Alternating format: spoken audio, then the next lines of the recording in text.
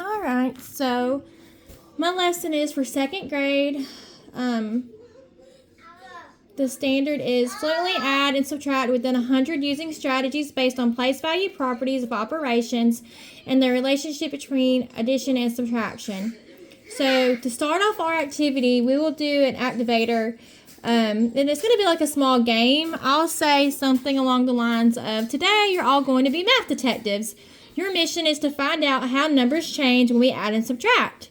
So I will write a mystery number on the board and cover it with a sticky note. So our mystery number is 37. And then once I cover it up, I will give clues one by one. I might say, okay, well, my mystery number has 3 10s. My number might have 7 1s. What is my number? And then as they guess it, I will reveal that, even though it come off. Whoops. Then when I reveal it, it'll confirm if they're understanding what it means in the 10s and the 1s. If it has 3 10s, that's 30. If it has 7 1s, you add 7, that's 37. So that's where they're being detectives. We're trying to give clues and figure out what the number is going to be. Now, I'm going to tell them, but wait, something happened to our number. We're going to do where we take some away. So with our number being 37, we are going to do, let me think about a subtraction problem. Let's say 37 minus, we're just going to do a small number for this one, 5. So we can represent that as, we're going to say this is our base 10. And try to draw it really fast. It's probably not going to be perfect. And then we do our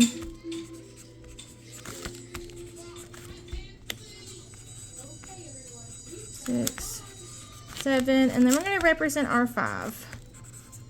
Oh, these are getting kind of ugly. So to do that, we could come over here and either mark them out, 1, 2, 3, 4, 5, or even come over here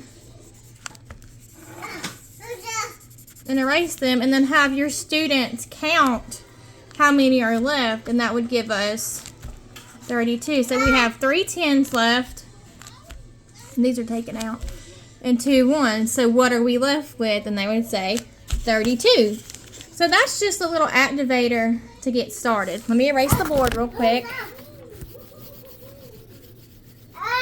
Shh, Grayson. So for our next portion, try to get my board cleaned off. This is the I do part. This is almost just kind of like what we did. We're going to do addition and subtraction problems. So for our first problem, we will have 34 plus 21. And we will do this showing with the base 10 blocks. So again, they're not going to be perfect. So we'll have our 3. Just draw a bunch of, try to make them work. Do our 4 1s. Explain what each of these are and why we are doing them this way.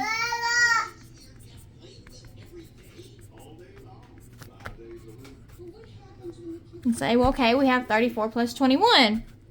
How many base 10 blocks do we have? 1, 2, 3, 4, and 5. So if we know they're 10s, we could count by 10s. 10, 20, 30, 40, 50. Okay, so we have 50 in our 10s. Okay, well, we have 1, 2, 3, 4, 5. 5 1s. Then we would know 50 plus 5 would give us 55. All right, let me erase my board real quick because we will do a subtraction problem.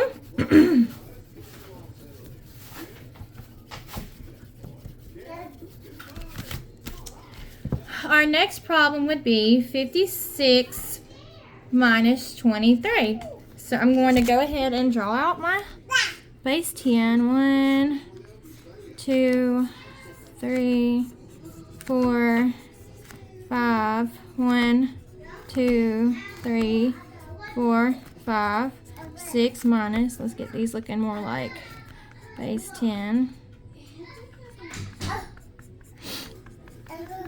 I would have had the manipulatives, but I could not find them anywhere uptown. So I'm going to draw them. Shh, Jackson. Stop.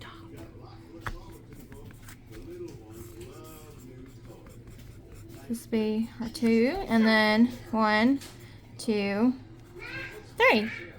So since we know we're subtracting, excuse me, we're going to take 23 from 56. Well, we know if we are 23, it takes 2 base 10 blocks to make 20.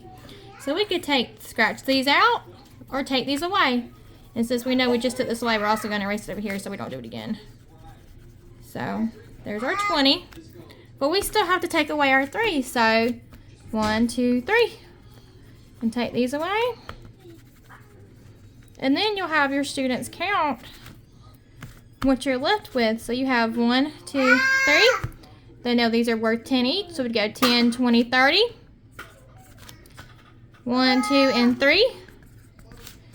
So we would know that 56 minus 23 would give you 33. All right, let me clear my board.